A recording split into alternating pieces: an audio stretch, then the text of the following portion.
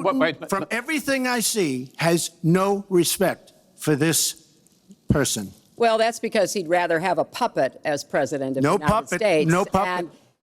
It's possible there's only one woman who truly understands what Vice President Kamala Harris experienced at the debate in Philadelphia Tuesday night, and that's Hillary Clinton. This morning, the 2016 Democratic nominee for president is in conversation with our Erin Moriarty.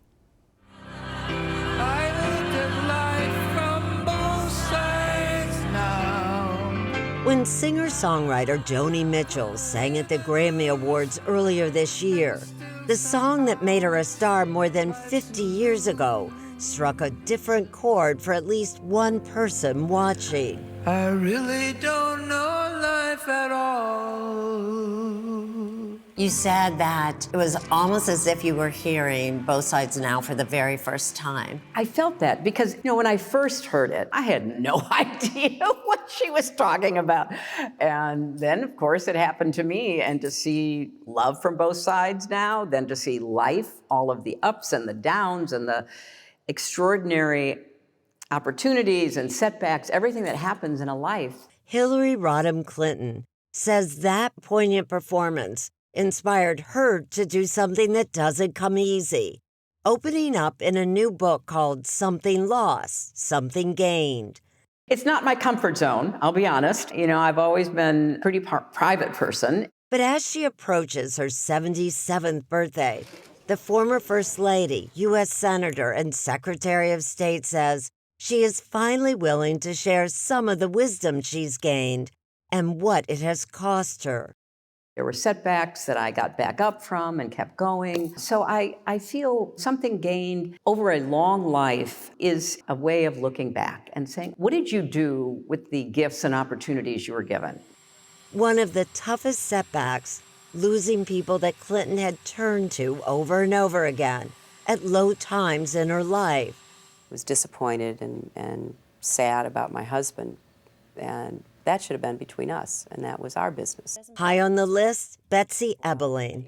We witnessed that closeness ourselves when the two women, once grade school chums, sat down in 2003 for Sunday Morning to talk about their long friendship. I had not seen this in forever. It's a design. Oh, I'm sorry. It was your artistic side. This was the wallpaper in your mother's bathroom. Betsy even just showed up out of the blue at the White House. Yes. When you thought Bill's presidency could be over, and then all of a sudden she shows up. She just showed up. That's the kind of friend she was. She's a sweet pea. Ebeling died in 2019. And I miss her every day. And I had a period in 2019 where I lost another dear friend, Ellen Tauscher, who'd been a stalwart ally of mine politically and personally. Then I lost my younger brother, and then I lost Betsy, all in the space of 3 months. I had a hard time coping with that, and it took a lot of long walks and deep breaths and prayer and just constant awareness of, yes, I lost these three very important people to me in a very short period of time. Still at her side is the man she married in 1975. Clinton says time has also given her a deeper perspective on love and marriage.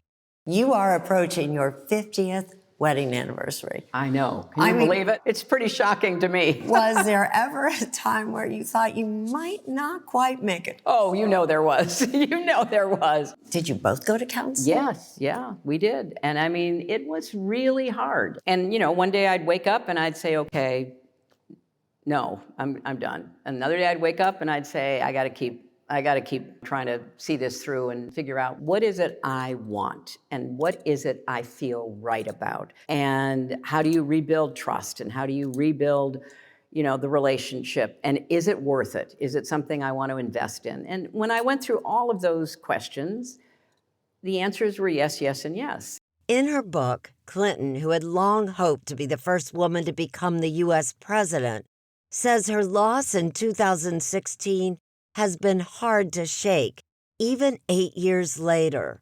Since 2016, people have asked me, will you ever be able to move on? Move on, I wish. This past May, she was recently reminded of just how close she came. We have just learned that the verdict is in. A New York jury had found former President Donald Trump guilty of falsifying business records in the first degree for covering up payments to adult film actress Stormy Daniels. I got tears in my eyes then because this man has escaped accountability his entire life. The case, which was mistakenly called a hush money case, was an election interference case. Why did he do what he did? He did it to try to keep the information from the American public so that they wouldn't turn away from him and vote for me. So it's a pretty clear case of election interference. And when you heard that he had been convicted, there had to be, you're human, there had to be a side of you after enduring months of hearing lock her up, thinking, right. This is the person who's actually facing time in jail. Looks like karma to me.